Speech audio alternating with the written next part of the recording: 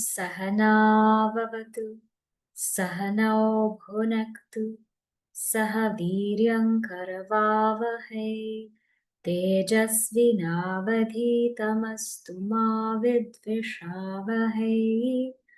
Om Shanti Shanti Shanti. Samasta Jana Kalyane Niratam Karunaham Namami Chinmayam Devam Satgurum Brahma Vidvaram Namah Shri Shankarananda Guru Padambujanmani Savila Samaha Moha Graha Graseka Karmani. So at the start of the class, we will chant the very first shloka of Panchadashi. So just keep that, make a note of that. That's our prostrations to Sri Shankarananda, Sri Swami Vidyāraṇya, who appears as that. He's the one who has composed this Panchadashi. So we offer our prostrations to him. Before we start, we'll just take a moment to think about Guru, Bhagwan, the entire Guru Parampara, and pray for their blessings, and also offer our gratitude that we have the opportunity to study such a wonderful text. So here, today, we're going to start chapter 4 of Panchadashi. Panchadashi is called Panchadashi because it is a topical text which has 15 different prakaranas or topics. Panchadashi literally means that which has 15. So the one that has 15 different topics or prakaranas. And we saw the first prakarana, which is Dvaita Viveka prakarana, all about differentiating and understanding the reality, discerning the reality. And then in the second prakarana or topic, we saw Pancha Mahabhuta Viveka, meaning understanding the truth and differentiating it from the 5 elements. And then the third topic we saw was Panchakosha Viveka, discerning the truth from the 5 sheets, or the five koshas, the 5 sheets. And in between all of these topics, we have also done some Upanishads to understand these topics better and deeper. Now this fourth topic is quite interesting. It's called Dvaita Viveka. So Viveka here means discernment, differentiation of Dvaita. Dvaita here means duality. The duality here refers to jagat or the world. In this particular chapter, it talks about 2 types of creation in the world. One is called Īśvara sṛṣṭi, or the creation of God. And the other one is jīva sṛṣṭi, the creation of the individual being. So this chapter deals with the differentiation between the creation of God and the creation of the individual being. Before we start the chapter, let's just take a moment to think about why we're even coming to such a chapter. See, in life, there are only 2 kinds of people. One is called Paramārtha-cintaka, the one who has the capacity to turn within. And the other one is called sṛṣṭi-cintaka, the one who has their minds occupied in creation. Paramārtha-cintaka literally means the one who is a thinker of reality. So those who are thinkers of reality, their minds are turned within. But those who are thinkers of unreality, sṛṣṭi-cintaka, their minds are always turned without. And whenever the mind is turned towards creation, there's no hope of coming to the reality. We get lost in it. And I'll give you a very brief story example. There was one man, and he wanted to buy a murti, a form of God. So let us say he went to buy the form of Rama. And he went to the store and he saw this beautiful image, this beautiful form of Rama. And he said, the eyes are so beautiful, the face is so beautiful, the hair is so beautiful, everything looks so wonderful, so gorgeous. It's the most beautiful thing ever. And he asked, how much is it? And the vendor said, 50,000. So he said, okay, 50,000, right? 50,000 rupees may be there. So maybe $2,000 or $1,000. So $1,000. And so he goes back home and he's so happy with this image of Rama that he bought. He didn't think that it was just a clay image. It wasn't even gold. It wasn't even metal. It was just a clay image, and he paid $1,000 for it. He didn't inquire into the substance of the image. He got lost in the name and form. So he went to the store. He was enamored by the name and form that he forgot about the substance. And when he came home, he said, oh my gosh, I paid $1,000 for something that's made of just clay. That is how we are. We get enamored by the name and form that we don't inquire into the substance. And whenever we're enamored by name and form, what happens is likes and dislikes start to happen. Rāga and dveṣa.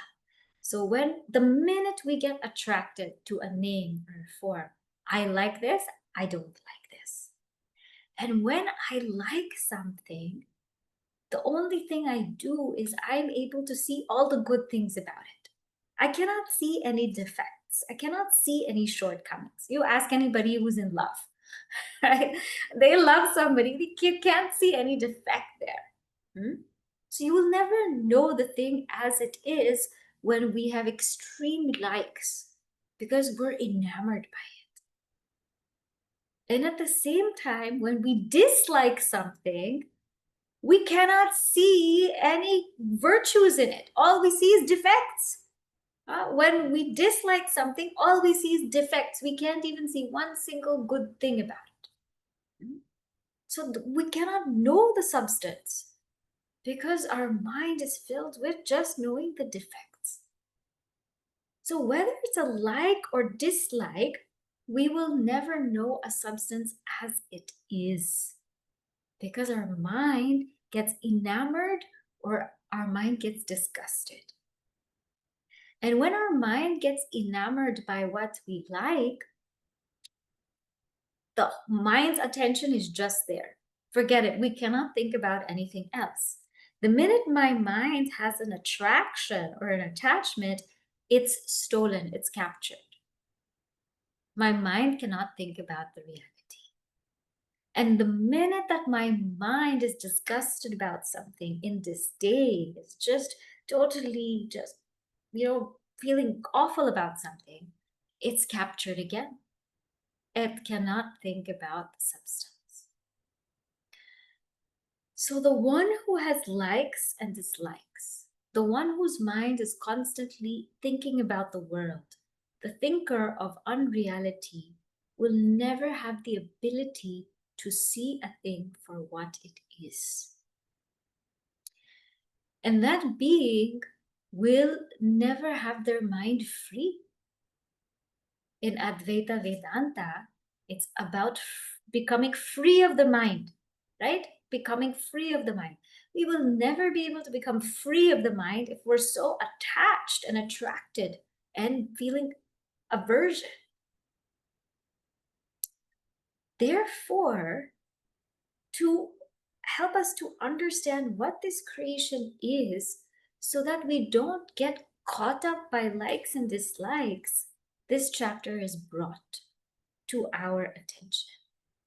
This chapter is brought to our attention to tell us, I know that your mind is in the world. I know. And I know the mind is not Paramārtha-cintaka. I know it's not going into the reality. I know it's going towards the world. But why is it going into the world? Let's explore why it's going into the world. Let's explore the problem why it's going into the world.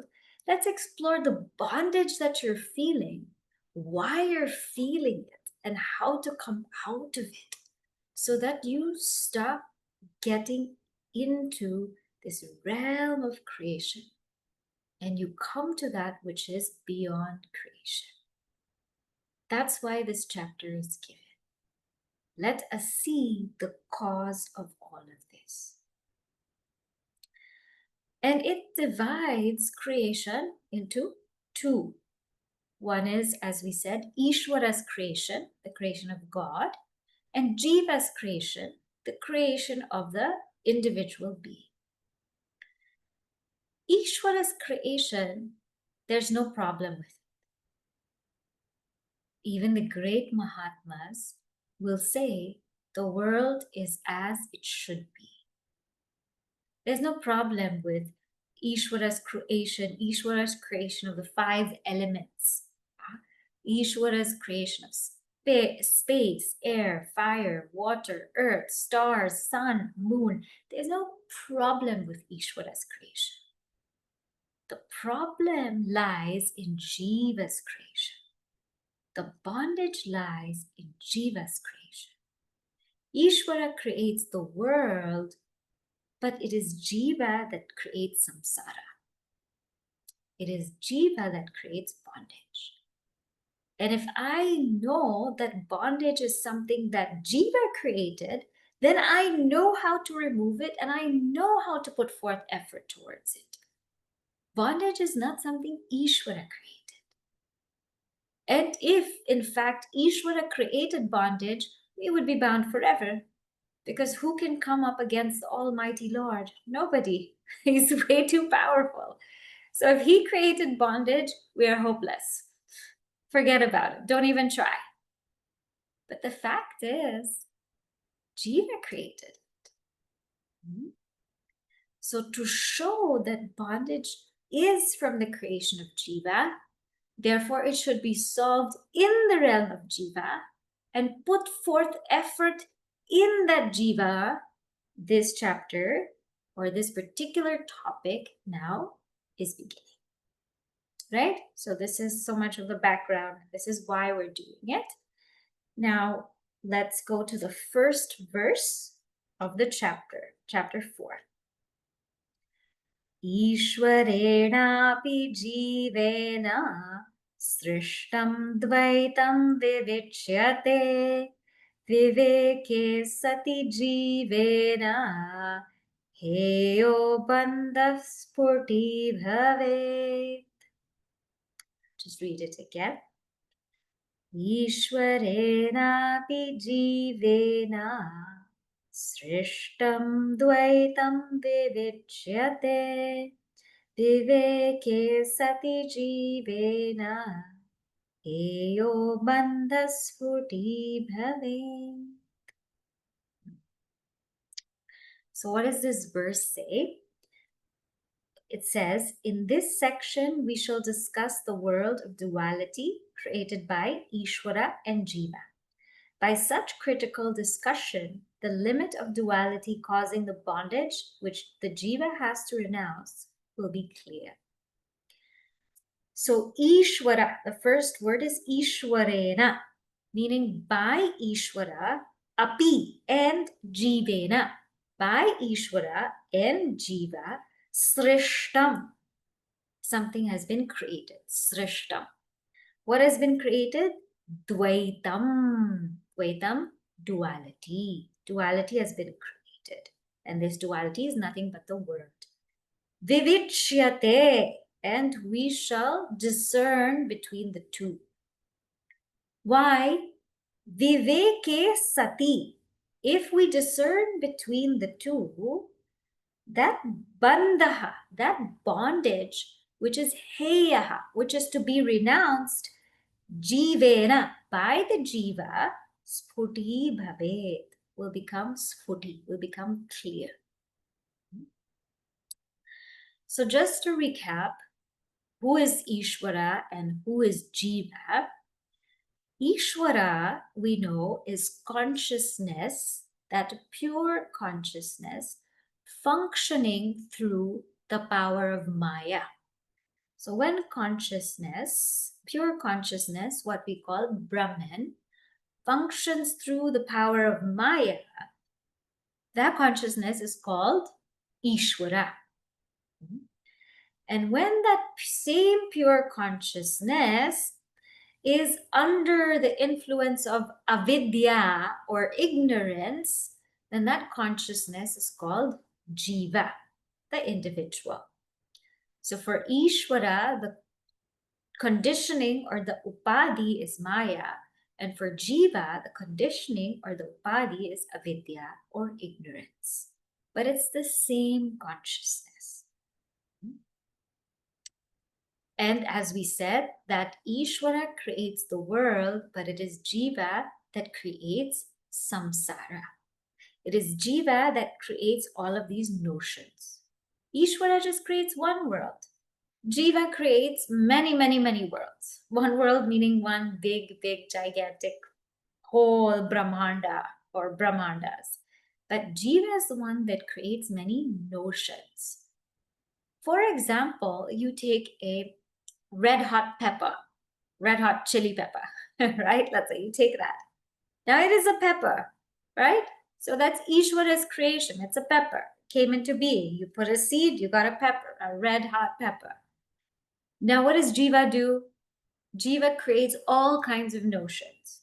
That I like this, I don't like this is too spicy, this is not spicy enough, why, this is disgusting, this is amazing. All of those notions are not created by Īśvara. Those are created by jīva. So that is what jīva sṛṣṭi is. Jīva sṛṣṭi, or the creation of jīva, is these notions. Īśvara created, we saw the world, the 5 elements. And when we saw also in the second prakarana, or the second chapter, Īśvara creates the total minds, the total intellects, the total bodies, because all of those elements make up the intellect, the mind, the pranas, the bodies. So all of this is Īśvara's creation. What is Jiva's creation? This is I and this is mine. I and mine is Jiva's creation. So there's no problem with Īśvara's creation. The problem is with Jiva's creation. There's no problem with the laws of the universe. The laws of the universe are beautiful. People are born, people die. But when my beloved dies, then I have samsara. Samsara means I have sorrow, suffering. So death happens every day. Death is a law of the universe. What is born must die. It happens every day. That's Īśvara's creation. But when I say my beloved died, that's called Jiva's creation. You put a my there. Thousands of people die. We don't say anything every day. But the minute that I own that up, I feel that suffering. And that suffering is just a question of an identification. It's just a question of a wrong notion. So this is where bondage is. Bondage doesn't lie in Īśvara. Bondage lies in Jiva. Now this word sṛṣṭam. Sṛṣṭam is to tell us that, listen, beneath this world that we see, there's a consciousness behind it. This world didn't just come like that. So many people believe so many things about how the world came about. That's a very, very simple logic, which we had seen also before, but we'll just refresh that logic. By very simple logic, we can understand that there is a conscious entity behind the world. What is this simple logic? if there is something created, there must be a creator. So this is the first step of the logic. There is something created, there has to be a creator. So like I have a water bottle here. It's created. Therefore, there must be a creator. The creator happens to be Smartsheet, right? I have a book here. The book here is created. There must be a creator of it. So anything that is created has to have a creator. And that creator is a sentient being, because a bottle cannot create itself, right? We know in anything that's created, there's a sentiency behind it. Even AI is also created, but there's a sentiency behind it. So first law is that anything that's created has to have a creator. We have not seen anything in this world that was just created without a creator. And that's why we see made by, manufactured by, produced by, or we'll see a brand name. In all our clothing, we'll see labels. It's to tell us that this was made by some entity. The second law is that whoever created that thing will have knowledge of how to create it. So whoever created this bottle has to know how to create the bottle. Otherwise, you can't just create something if you don't know how to create it, right? So only if we know how to create, then we can create. So the creator must have knowledge of how to create. The third law is that the creator must also have the ability, because so many people know so many things and nothing gets created. That's called an office, right? So many people have so many ideas, nothing gets done. But when somebody has the ability, then they can create. So the third law is that the one that is creating also has to have the ability to create. Now, if we put these three things together, whatever was created has to have a creator, and that creator must have knowledge and must have ability. Now, if we look at this world, how is it? Can we tell how many kinds of leaves there are? How many kinds of trees? How many seasons? How many cultures? How many languages? We can't prescribe a limit to the world. Nobody can. And that's why none of our data is 100% accurate, because the world is limitless. And we're finding new things every day. The fourth law is, if the creation is infinite, then the creator must be infinite.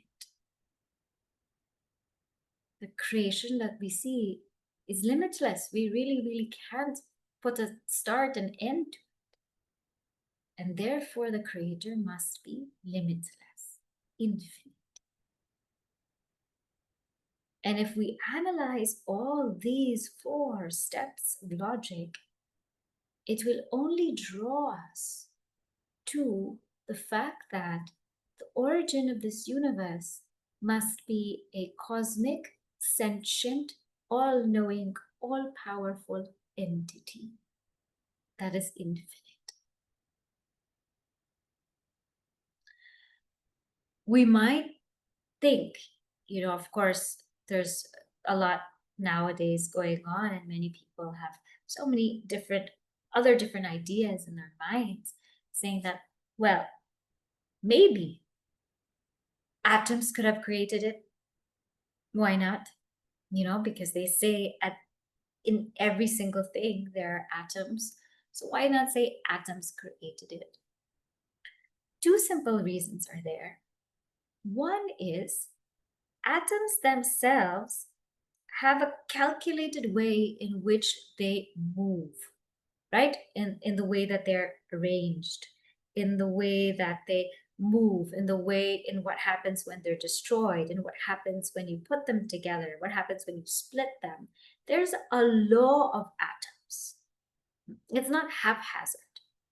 And atoms can't decide where to go and what to do. They can't. There's a system to the way they work. And that tells us that if there's a calculated system to the way they work, it means that there's something that governs that system. Because no system exists without something that governs it. Right? There's no law that governs itself. There has to be an upholder of law. So if we see such a system in the way the earth moves, in the way the sun is, the way the stars form, the way that gravity works, if there's such a calculated system, if there's such a calculated cosmos, then there's something sentient behind it. Because a cosmos cannot calculate itself.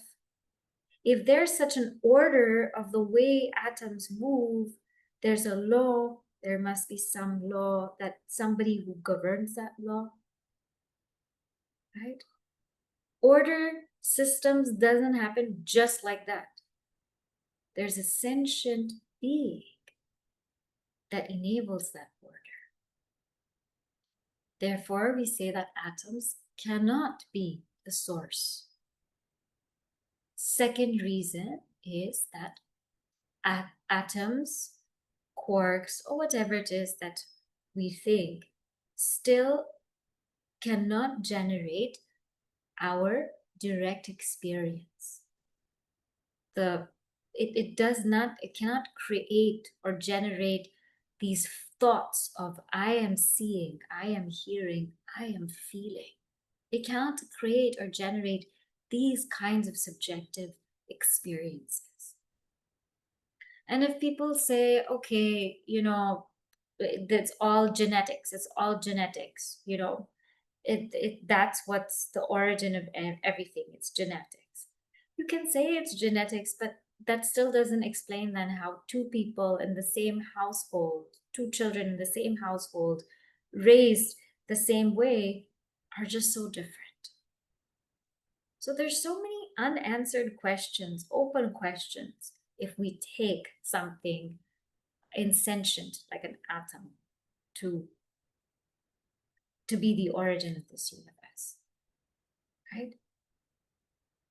And a question you can also ask is, you can think about an atom, but can an atom think about you?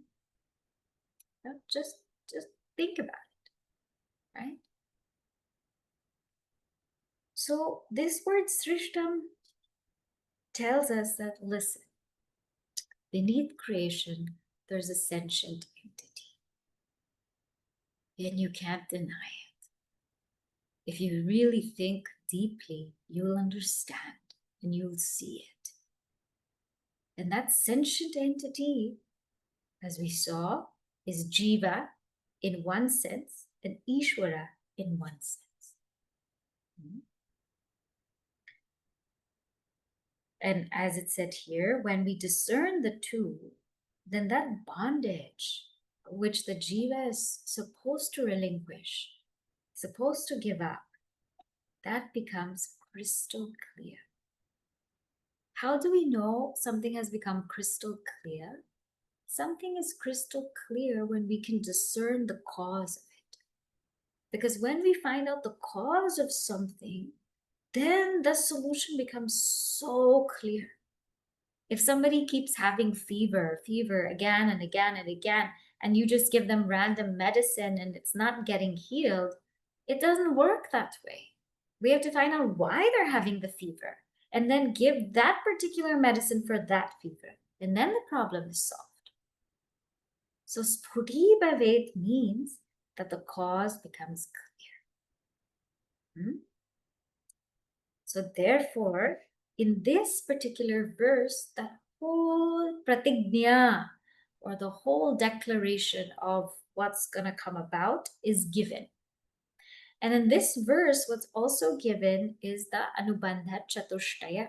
Anubandha Chatushtaya means the fourfold factors that tie us into the text, which are the student. The first is the student. And the student here is the one who's able to discern between Īśvara sṛṣṭi and jīva sṛṣṭi. So the word vivichyate denotes the student, the one who's able to discern between the two. The vishaya, or the subject matter, is simply Īśvara and jīva sṛṣṭi, the creation of God and the creation of the individual. The prayojana, or the goal of this, is heyo bandha, that bondage should be relinquished. And the sambandha, or the relationship that will tie us to the text, is this text will give us that knowledge. That's called bodhya bodhaka sambandha. The text is the revealer, and the text will reveal this knowledge of the differentiation of duality. Now, with this being said, Swami Vidyāraṇya now, he goes into the second verse, because he says, I established that there's a conscious entity behind creation, but now I want to tell you that it is not my words. This is all seen in the Upanishads. So the next few verses, he's going to quote different Upanishads to show how it says Īśvara is the one who creates the world. So we will explore these. We'll come to verse number 2 now. Mayam tu prakritim vedyāt, mayinam tu maheshvaram, samayi sṛjati vyahuhu, shvetashvatara shakhinaha, mayam tu prakritim vedyāt, mayinam tu maheshvaram, samayi sṛjati vyahuhu, shvetashvatara shakhinaha. The Shvetashvatara Upanishad says, know Maya as Prakriti, and Brahman associated with Maya as the great Īśvara, who imparts existence and consciousness to it and guides it. It is he who creates the world. So the first reference is from the Shvetashvatara Upanishad. And it says that Maya, this Maya is Prakriti, Vidyāt. No Maya to be Prakriti. And Mayinam, the wielder of Maya, to Maheshwaram, is that great Lord. Wielder of Maya is that great Lord. Saha here is Īśvara. That Īśvara is known as Mayi. Mayi, the possessor of Maya. Sṛjati, that Īśvara created the entire world. Iti ahuhu, thus it is said. Where is it said? Shvetashvatara Shakhinaha, in the Shvetashvatara Upanishad. So first, let's look at this word Maya. This word Maya means something that's illusory. It means something that although we experience, it's not really there. That's called Maya. That's called illusion. We experience something, but in reality, it's not there.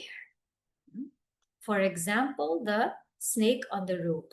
We experience it, but if you really inquire, it's not there.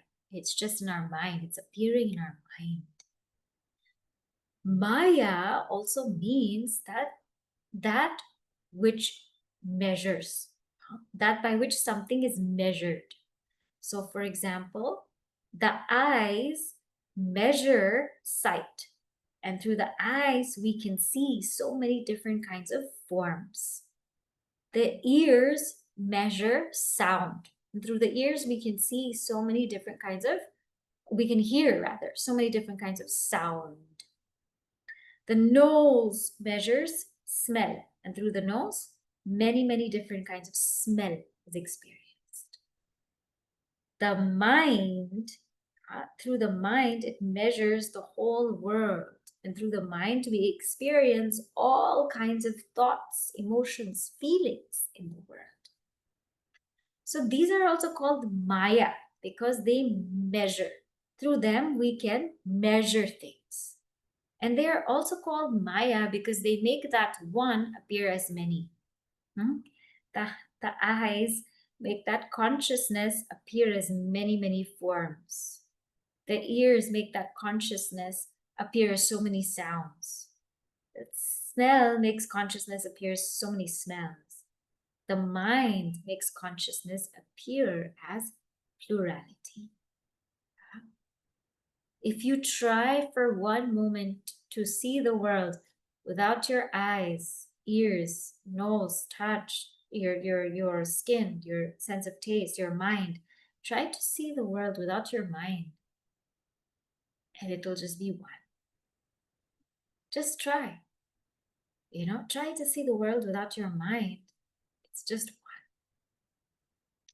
But the minute that consciousness, as though, goes through the mind, it becomes many. So that's why this is also called Maya, because it makes that one just appear as many. That example of the glass prism makes this very understandable or clear. There's one light, just a white light. When you put a glass prism, it comes out as so many, many different colors. That prism is called Maya. And the so many, many colors are called Prakriti. Prakriti is nothing but the effects of Maya. The gunas, the three gunas, sattva, rajas, tamas. Sattva, that quality of peace, of calmness, of knowledge. Rajas, that quality of dynamism, of activity. And tamas, the quality of inertia. So know this Maya to be Prakriti means this illusory thing, this illusion, this one, this which makes one appear as many, this Maya expresses as Prakriti. This Maya is that Prakriti that you see. It's the world that you see. This Maya is the world that you see. Know that. And know that because it is Maya, it is just illusory. How do I know it's illusory? Because as I said, when you see the world without your mind, all you see is one. But when you see the world with your mind, you see many, which means it's not ultimate reality. Not ultimate reality. And he says, the one who wields Maya, the one who has power, control over Maya, that's called Maheshwara. Mahascha Īśvarascha Maheshwara. Mahan, it's actually Mahan. Mahanscha Īśvarascha Maheshwara. Mahan means that which is vast, that which is infinite. And Īśvara is the one who's able to wield that vast, infinite world. That's called Maheshwara. The one who wields infinity, has power over infinity. And this is being juxtaposed against Jīva, because Jīva doesn't have control over Maya. Jīva is under the control of Maya. So Īśvara is Maheshwara. And this Īśvara, with the power of Maya, the one who wields Maya, sṛṣṭi, creates all of this. Creates all of this. And this is what Shweta Upanishad says. Now, like this, Other Upanishads also say the same thing. But the beauty is they're all pointing towards different indications. So what Swami Vidyāraṇya ji is doing now is he's showing Īśvara, but he's showing you how different Upanishads unfold Īśvara, right? So in Shweta Upanishad, how Īśvara is unfolded is he's the wielder of Maya, and he controls this world. Now, let us see maybe just one more Upanishad. Okay, this is verse number 3. Atma va idamagre abhut sa ikshata srija iti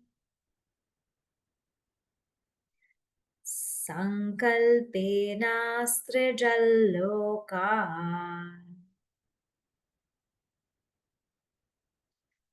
etaniti bahrichaha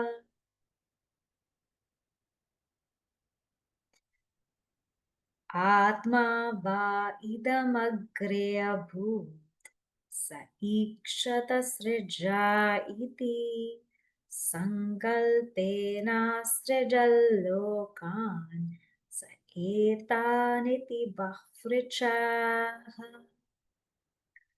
So it says here, now the Aitareya Upanishad. The Aitareya Upanishad is saying that before creation, there was only Atman.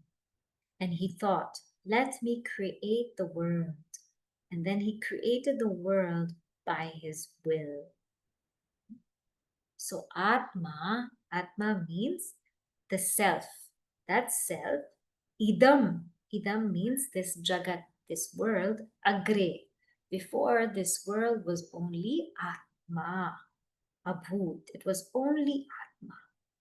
Saikshata. Then this Atman envisaged, willed. Srija iti. Srija iti means let me create. It's srijay, let me create. Sankalpena asrishta asrijat. Sankalpena asrijat. By his sankalpa, by his will, he created. What did he create? Lokan. Lokan, all of these worlds. Etan lokan, all of these worlds he created. Who is that? Saha, that Īśvara, that who is now Īśvara, has created all of these worlds through his sankalpa. And iti, thus it is said in Bafrichaha, in the Rig Veda, So here, very beautifully now, what's being pointed out is actually Atman didn't create the world. It says that Atman is the world. Atman is the world. Atma va idam agre abhut. Before this whole world came to be, Atman alone was. And if you remember in Chandogya Upanishad, in chapter, I think it was Panchadashi, chapter 2, it was asked, you say that before all of this, there is only Sat, Sadeva Somya Idam Agra Asi. What's that like? And Swami Vidyāraṇya ji says, it is like in Nirvikalpa Samadhi, when nothing is and only you are there. So before creation, Atman alone was. And then this Atman appears as this world. This Atman appears as this world. Sa ikshata. Ikshata literally means sees. This Atman sees. Now this is poetic Upanishadic language, right? Because we know Atman can't do anything. So here you have to understand the power of Maya is brought in. Power of Maya is brought in, and Atman sees. He can't see because there's nothing else to see. So this means is he envisions the world, just envisions it. And he envisions it, and through his sankalpa, through his will, the whole thing is made. So imagine he envisions it. He envisions how the world would be, what kinds of beings, what kinds of planets, stars, skies, what kind of species, elements, how will everything be? He first envisions it. He has total comprehension of how the world will be. And then through his will, it just happens. Huh? So this envisioning shows that Īśvara now is sarvagnya, is all-knowing, because he envisioned the whole world, envisioned how everything would be. Infinite number of jīvas, infinite number of places, of things, of plants. We wouldn't be able to do that. So he envisioned it. And the sankalpena, the word sankalpena, he willed, is to show that he's all-powerful. He is sarva shaktiman. You see, you can tell how powerful someone is by how they get things done. If you tell somebody to do something and they're like, yep, done, means that person's powerful. But if you tell somebody to do something and they take forever, then you know this person does not have the capacity to do anything. Give it to somebody else. But with Īśvara, just by his will, everything happened. Everything happened. So he's sarva shaktiman, all powerful. And he did this independently. He didn't have anything. It was just him. So this also shows Īśvara is independent.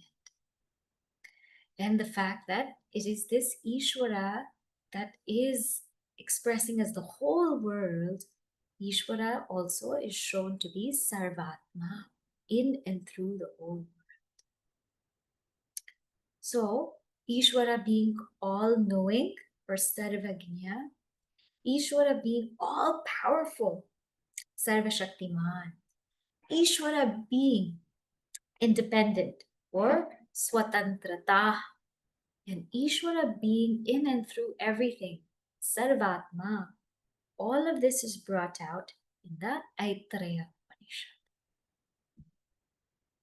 So slowly, he's just building the thought to help us see who Īśvara is, what Īśvara sṛṣṭi actually is. And then he will go to jīva sṛṣṭi. Right? So today we'll just stop here. I'll just summarize now, and then we can do any questions if you have. Swami Vidyāraṇya ji opens this chapter very beautifully. He says, listen, we are what we call sṛṣṭi-cintaka. We do not have the capacity to go within, at least not all the time. We don't have the capacity to go within all the time to contemplate on that reality. Our minds get caught up in creation. When they get caught up in creation, we get caught up in names and forms, we form such strong likes and dislikes. And when we form such strong likes and dislikes, we're not thinking about the reality, we're thinking about the person we like or the person we dislike. They capture our minds. And if it's something that we like so much, we can't see any defect in it. And if it's something we dislike so much, we can't see any good in it. And therefore, with likes and dislikes, we never see a thing as it is. Whereas if we have to come to Vedanta, Dvaita Vedanta, we have to see a thing as it is. So he says, let me analyze this creation for you. Let me tell you where the bondage lies. This creation is twofold. The creation of Īśvara and the creation of jīva. Īśvara's creation has no problem. It is fine as it is. And if you don't like it, guess what? You can't do anything about it. So, there's nothing you can do. Īśvara is too strong. Īśvara is too powerful. But the problem is the creation of jīva, the sṛṣṭi of jīva. The creation of jīva is the me and mine, the I, the likes and dislikes. All of these notions are the creation of jīva. That's where we have to work. And Jiva's creation is also samsara. So I'm going to tell you how Jiva creates samsara, so you will know how to get out of samsara and thereby solve this problem for good. Not only solve this problem, but dissolve the problem. And then he goes on to say that this world is created by Īśvara and Jīva, establishing there's a conscious entity behind creation. And the one who's able to discern this will be able to get the message, be able to solve this. Then he goes on to establish Īśvara through various Upanishads. And what we saw today was Shvetashvatara Upanishad and also Aitareya Upanishad. These two Upanishads, he's established Īśvara. And the first one as the wielder of Maya, and the second one as that all-powerful, all-knowing, independent being who is in and through everything.